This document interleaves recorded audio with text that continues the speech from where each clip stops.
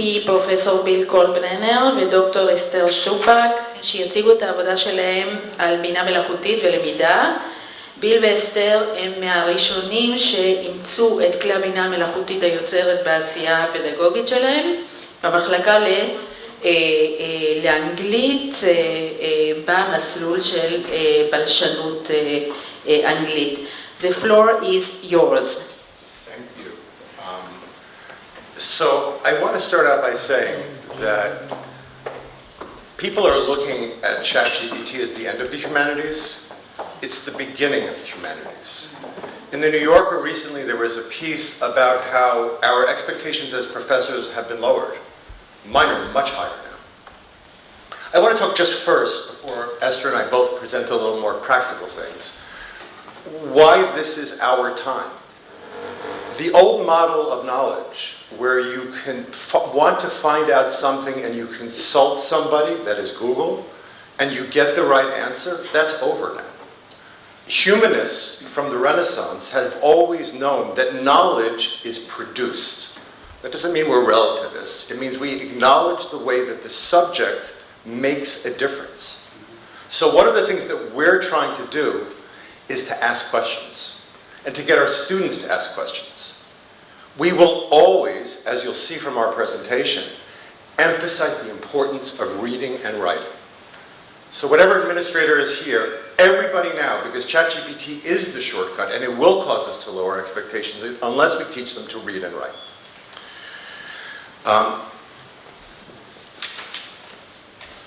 Second. Okay, so I'm just going to tell you about a presentation that I gave to my students. I'm just going to tell you about an assignment that I gave to my students. I'm a Renaissance professor. I gave them an assignment on Psalms. And what I usually do is spend 3 weeks doing all the historical background for the Renaissance, and by then I've totally lost them. So I changed my syllabus this year, and I decided we're going to do text first. And I decided that the work that I usually do myself in class, I wanted them to start to do it. And we're still waiting. So you'll see in this assignment that I asked them to provide context for understanding the Psalms translations of the 16th and 17th century. Thank you. This has, I have ChatGPT make all of my illustrations for class. It's a good way to procrastinate. So here's the assignment. I'm supposed to look here, and the assignment says, pretty much as I told you, use ChatGPT as a way to answer these questions. You may address any of the following by providing links, images, texts. So theological and political backgrounds to the translations. Did I mention there were 10 of them in the 16th century? There's a collection by Sydney, other important Renaissance translations. I just wanted them to find the background. And this is what they did. Padlet. So first of all, it's cool, right? I'll just talk about a couple of them.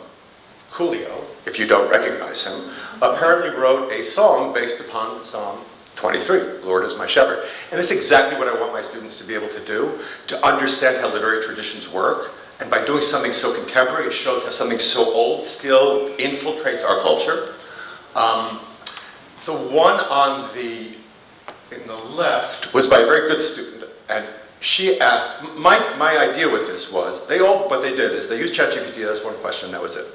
So what I asked, I kept on asking them questions. Now this young woman, Fania, is an excellent student, so she kept on going with me. That's the thing you have to do, is you have to keep on asking it questions. Let's just go back to this first thing again. So this is on Psalms and music. On psalm melodies, it turns out the Geneva Bible, one student says, was mostly used in Reformed Protestant congregations in Europe. The British English church used the Coverdale translation, but not only that, the choral tradition, as in the Anglican Church, emphasized professional choirs. In contrast, Geneva and other Reformed traditions prioritize congregational singing, individual voice. So that's interesting. So I want to show you what I asked her. Can you tell me how these liturgical practices reflected broader theological themes? And this is where you get to start to talk, right? And here we go. And it gives you the thing about ChatGPT is it'll give you 10 of them, and 3 of them will suck, and 5 of them will be decent, but 2 of them will be like, wow, I did not think of that. So here's just a couple: role of worship in salvation, authority and accessibility. And the next thing to do would be to ask another question. I forgot what question I asked it. Yes, the theological priorities of the Anglican Church, I must have asked it about how these theological priorities are reflected in the translations themselves. And it starts, I mean, I just gave you a little bit of it, just to give you a sense. One Bible, 1535, how it works. And then, and this is crucial, and then we go back to the text. I will never ask my students to ask what a text means. That's what we do in class together. We never compromise on that. But when we came to this, Geneva is the Geneva Bible, KJV is the King James Bible, and we started to have discussions in class about things like punctuation. The big changes here are, if you look at 2, he maketh me to rest in green pasture, that Geneva leadeth me by the still waters. He maketh me to lie down in green pastures. They thought about every single word. The King James Bible is musical. He leadeth me beside the still waters, beside the add. And look at just the last line. First, doubtless kindness and mercy shall follow me all the days of my life, and I shall remain a long season in the house of the Lord. Bad translation, right? Surely goodness and mercy shall follow me all the days of my life, and I will dwell in the house of the Lord forever. That's what they did. I gave them assignment in groups. How do I make this go? It's a video. What do I do? Click on something? Oh, look here. So these are guys in groups studying in Chavruta, the King James and Geneva Bible. Notice the guy with the kippah, he's a yeshiva guy. He's studying with a young Muslim. And so notice what we did here is we started with the broad context, and then we brought it down to earth. That's the most important thing. People think that ChatGPT is going to provide shortcuts. I've been working harder on teaching than I ever have in my life. And it's been much more satisfying because I get to these moments. I will tell you, I didn't video it, that at the end of this, they sang Mizmor LeDavid, Psalm 23 in Hebrew, the whole class. And I tell you, it was shocking because it was obviously therapeutic. Anyway, the real guru on our panel is Dr. Esther Shupak. I've learned almost everything I've learned about ChatGPT from her, so I'm going to hand it over to her.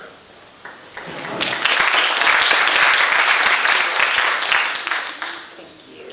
Thanks.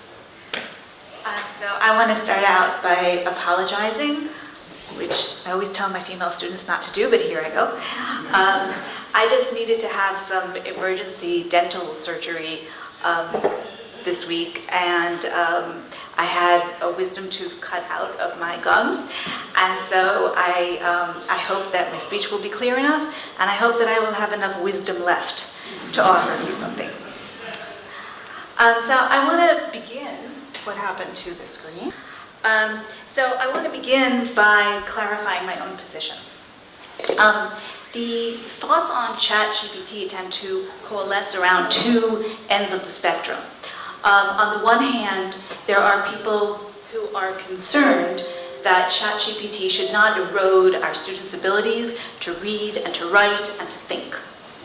And on the other end of this spectrum, you have the enthusiastic adapters who are just, very, very eager and excited about it. ChatGPT superego, basically. So that's what, yes.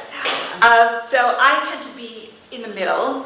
I love the technology. I use the technology. I think we should all be using the technology. But I am skeptical about how making sure that it becomes integrated in a way that does not lead to an erosion of the very important skills that we teach in the humanities. So ChatGPT has been characterized by a famous article by Emily Bender as stochastic parrots. It's not actually intelligent, it's just repeating formulaically language as a parrot does. And of course that we also understand that it hallucinates, it is not reliable, it is not trustworthy. And I will tell you a little story that illustrates this. I was using, there's a generative AI platform called Gamma. And what it does, it's miraculous. You put in the text of your PowerPoint into the platform, and it turns the text into a beautiful PowerPoint. It illustrates it with pictures. It does all the work in about 5 seconds. So I know that AI is not completely reliable. So I did it. I prepared my PowerPoint. I very, very carefully checked the text to make sure that it hadn't messed up the text. And it hadn't. It was great. So I was teaching my lesson, and the PowerPoint was behind me, just as it is here. And all of a sudden, I heard a giggle from the class. So I turned around and looked behind me and discovered that, yes, my PowerPoint was giving my class the finger. So this has got to be the most embarrassing moment of my teaching career, but I'm sharing it with you because I think it is an object lesson in the wonderful things that this technology can bring to us and how careful we have to be as well.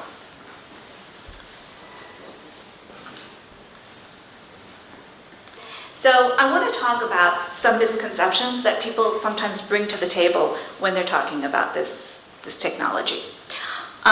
First of all, and perhaps the most common one, is that my assignment cannot be done with ChatGPT. And I cannot tell you how many friends and colleagues I've had this conversation with.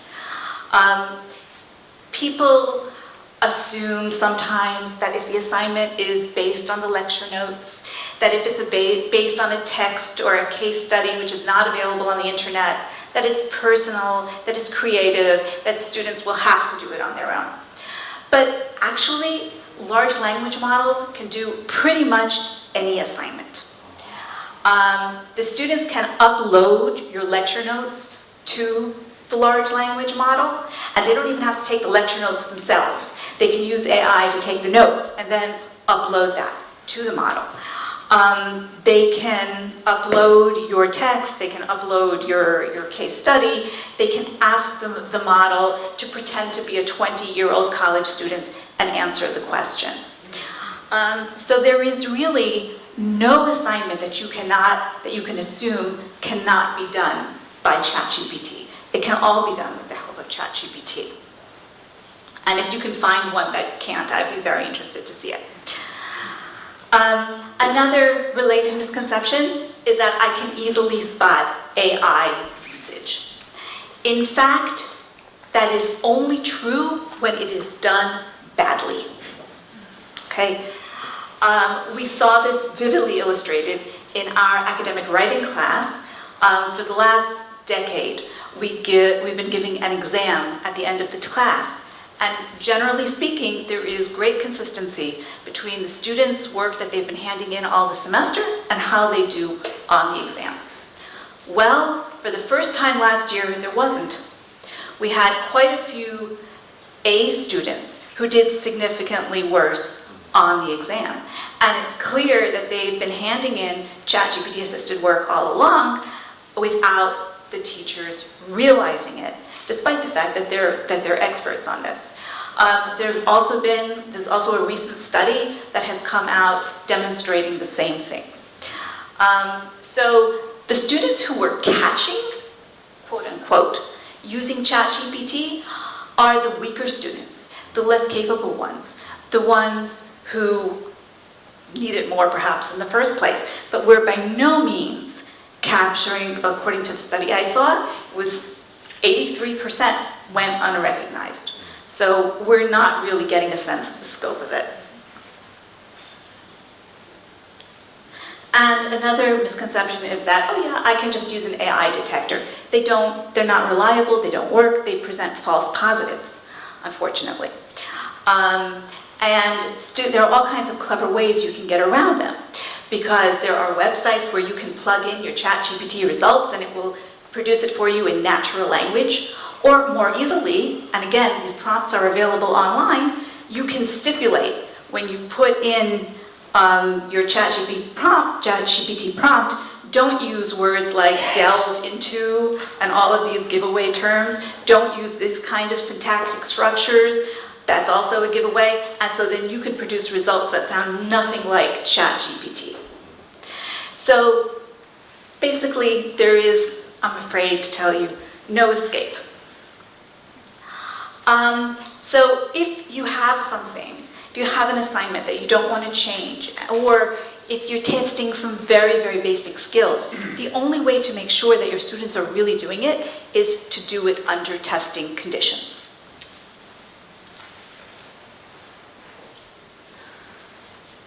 I've also changed my grading group on a more positive note. I'm sorry to deliver all of this doom and gloom after such a cheerful presentation that went before. But I think that the long-term effect on the work has actually been to raise the level. Because in the wake of this, I have changed my rubrics. The moment that you have an invented quotation, an invented source, or invented facts, you fail. Formulaic, banal, repetitive writing, I used to accept, because at least the students sat down and did something, and maybe they'd get a D, but they'd pass. No longer, because this can be done by a machine. And so the effect has actually been to raise the level of the work that students have been producing, probably with the help of ChatGPT. Our university has given us a checklist for students to fill out in order to be transparent about their use of ChatGPT, which is very important. But what I have asked my students to do in addition to this is to think about, to reflect upon their use of ChatGPT. So I asked them to tell me about how did you incorporate ChatGPT into your work? How did you assess the accuracy and reliability of the AI-generated content? Based on this experience, how do you plan to use AI in your future work? What surprised you about using AI for this assignment? And if you didn't incorporate AI into your work, what were your reasons? What did you gain by avoiding AI? So I've been using this in my classes, and we've been incorporating this into the academic writing classes. And this isn't just something that I give them to write about. This is something that we've been discussing in class all along. How do we use AI intelligently, and how do we think about our usage of it metacognitively? I have another concern, especially as someone who works in English literature, which is that I don't want my students to be reading their books and articles in summary form on ChatGPT instead of reading the whole thing. So I actually I did not invent this activity, it came from the Critical AI project.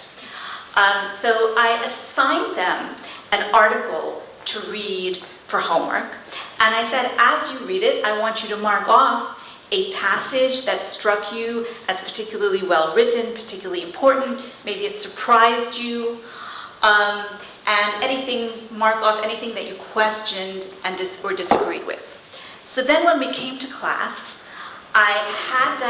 we shared the quotations and talked about why they were important. I said, okay, now let's look at an AI summary of that article. And the students looked at it and they realized how much the summary left out and how much they didn't get from reading the summary. But we didn't say, okay, no, now we're not going to look at summaries of our material in AI. I said, well, how can we use this to help us? And so my students came up with these ideas, which they gave me permission to show you. I created a Padlet, which we're using throughout the semester to think about how we use AI. So I have one student who thought it would be good to use as a pre-reading activity to prime herself before she reads an article for what to look for. Right? I would use the AI to read the summary, and then I would dive into the actual text. The reason I do that is because it focuses my thoughts. I had another student who said she would use it exactly the opposite way. She would want to read the article first and make sure that after she's finished reading it, that she understands the takeaways, which I think is also a great way to use AI summaries. And then I had a third student who had this very interesting idea that you can select the quotes that you found interesting from the article, and then you upload the article to the AI, and then you upload the quotes, and you ask it to produce a summary that is oriented towards what interests you. So I said, okay, let's try this as a whole class. And then the next time I assigned an article, I had everyone in the class tell me what their important quotes are, and we uploaded it all to the AI, and we actually produced a summary which was much better and far more interesting. And so the point of all of this is to explore the tool to see how it can be used productively and not reductively. The students are not avoiding learning in this way. They are increasing their abilities. I also like to use the tool as a copia generator. It helps students, and honestly, sometimes it helps me, come up with alternative word choices, phrasing, sentence structure. It's also great for fuzzy searches when you have that word at the tip of your tongue, but you can't think of what it is. AI will do this ChatGPT will do it much better for you than Google. And so, what I have done sometimes is asked students to use AI to generate an alternate version of the text. And so, for example, I used this when I was teaching Marlowe's Faustus. And you know that, I'm sure you've all heard of that great speech that begins, "Was this the face that launched 1,000 ships and burned the topless towers of Ilium?" Well, ChatGPT renders it as, was it this face that sparked the launch of 1,000 ships and raised the towering heights of Ilium? And what that does is that it allows students to juxtapose Marlowe's brilliant text with the markedly less brilliant text of ChatGPT. And when you juxtapose two texts that way, it illuminates how those texts work. And so students are able to arrive at a much better analysis of the text using that copia generator and using that kind of juxtaposition. So I'm now, and I'm sure that many of you will be thankful, at the end of my presentation. But I just wanted to say that we are only at the beginning of what we intend to do with this tool. And I hope that we will be able to find many marvelous ways to incorporate it that do not lead to any kind of erosion of learning.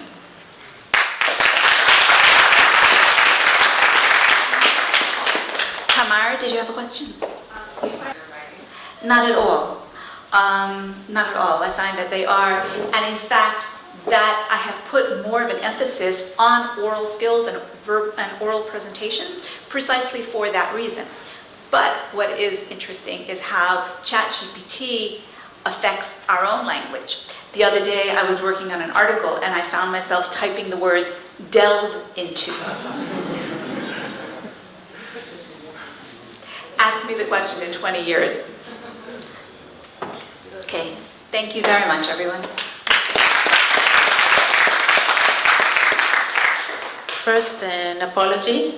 I may have said English linguistics, and you are from English literature, so, okay. questions, אפשר גם לשאול שאלות בעברית, או in English, או בעברית.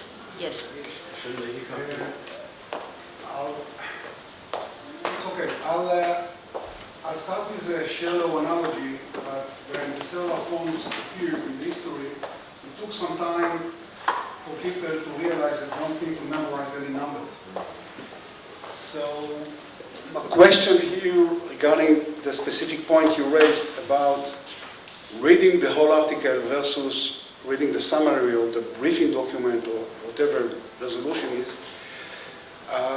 Obviously, when you want to analyze literature or poetry, you must read the text, obviously. But if you read another article about, you know, an idea or bunch of ideas, and you get it in one page instead of 30 pages, how big is the difference? So I think that that's a question that very much, it's a, maybe I'll use the other. It's domain dependent. Yeah. So I think that's very disciplinary dependent. And maybe it's just because of my own ignorance in the sciences, but when I read an article that's in the sciences, I don't find that if you go to the results in the discussion, you know, and because I'm not a scientist and I don't really know how to evaluate the methodology, I think that that's probably perfectly fine for many purposes. But in the humanities, the writing is the thinking, the article is the journey. And so when you miss out on the bulk of the writing, you're missing out on the intellectual journey that the author is leading you on, and it's not at all the same thing. Did you want to? Thank you. Very fascinating lecture. I was wondering, in my own teaching, I'm often struggling with this. We seem, because we're kind of AI savvy, we seem to be directing our tasks towards the most savvy students. And like I'm constantly trying to think, like you do, about how I make the assignments in a way that can, you know, be with the most technology that we know from AI.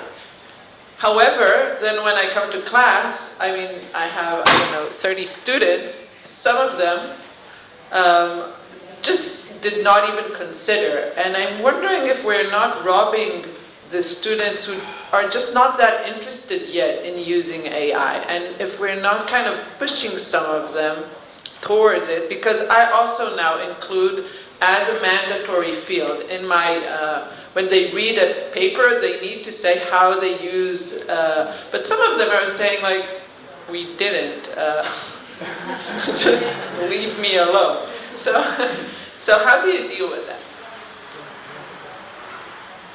So my approach to that has been to always, thus far, to allow an alternate way of doing the assignment. Because I do find, especially in my graduate classes, as opposed to the undergraduate classes, there are some students who really just don't want to deal with this. And so, for example, with that exercise with Faustus, there was a group of students who didn't want to use the AI. I said, fine, you write your own version, and then you can juxtapose those. So that's what I've been doing so far, and we'll see how things develop. Thank you, Esther and Bill. This was great. I'm totally going to work some of these methodologies into my own teaching as soon as I can. I was wondering whether you feel constrained by the the modality of it, like the fact that it's a chat and response. It's pretty much the same hobby horse I've been writing since the beginning of this day, is like, can we envisage some alternative modality that is more conducive to the kind of creativity that we want to engender in our students? So instead of having them launch a query and receive an answer in return, we can work on the text as if myself and the AI were together glancing on the text, and then I can kind of summon the AI as I see fit into my process, rather than go to a different instance, as it were, and have a separate conversation and then go back. And that kind of switching is, it's distracting and it's counterproductive as far as I'm concerned. So I was just experiencing the same frustration. I was using AI to help me create this PowerPoint, and I wanted it to do certain things. I wanted it to be more integrated, and it didn't do that. And yes, I'm very much hoping, right now I always have my ChatGPT open as I work, and it is frustrating switching back and forth. But I understand that Word is going to be integrating ChatGPT into it, and PowerPoint has done it, sort of.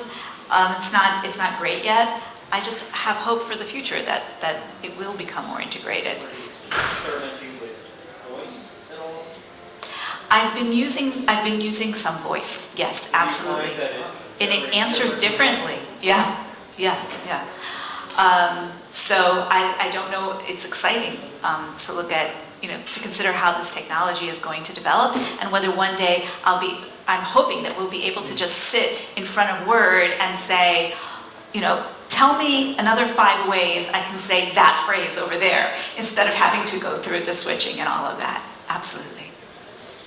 I just wanted to add one thing, and we started with the Renaissance and about how the humanities are crucial now. And people mentioned offhand that with ChatGPT, you give them a biography, like we said, don't use adjectives, don't use adverbs. Esther did not say here what she often tells me about ChatGPT, that it's often a stupid adolescent. And you can tell it 6 times not to do it, and it will still do it, right? But having said that, we introduce who we are. My ChatGPT questions, I can write a 10 or 12 line question and get a specific answer to something, or a set of answers that I could never dream of doing so with Google. So that's what we have to really think about, is the way we are now again part of this process. And the people who know 2 things, one is how to think and write, and the other is how to use ChatGPT, we're not going to have to apologize to our students about them not making money. Because the people who know how to prompt are going to be very, very valuable. And that takes those 2 skills, the literacy skills and the AI skills. And everything we're doing is just a work in progress. I think that's what Esther has been saying as well. I mean, you saw with my students, I'm not succeeding yet at what I want to succeed at, but you just keep on trying. And another thing that's good about ChatGPT, it never says, oh, that's a stupid question, right? And it actually sort of learns what you are looking for. I'm always asking it, well, what is your source for this? What is your source for this? And at some point, it actually started giving me parenthetical documentation at the end of each sentence. And then it stopped again randomly. But maybe the next iteration will be trained to do it more properly, consistently. So, thank you very much for an illuminating presentation. A comment and a technical question. I found with the voice that I've said, I ask a question, and then in the middle I'll say, listen mate, I don't want to know that American answer. I want an Australian answer. And it changes the entire, the content even, not just the phraseology. That's just as a comment. And a technical question, what is your expectation of the students as to whether they have chat version 4 or they have the free version? How does that work technically? I think you've put your finger on a major problem, which is that the paid versions are much, much better, and they require you to fork over $20 a month. And that, so there is economic inequality plays a role here, and I am concerned about that. I was thrilled when we started, it started being subsidized for us, but I would like to, the question is it going to be subsidized for the students, and how does this exacerbate potentially inequalities? Absolutely. Thank you so much.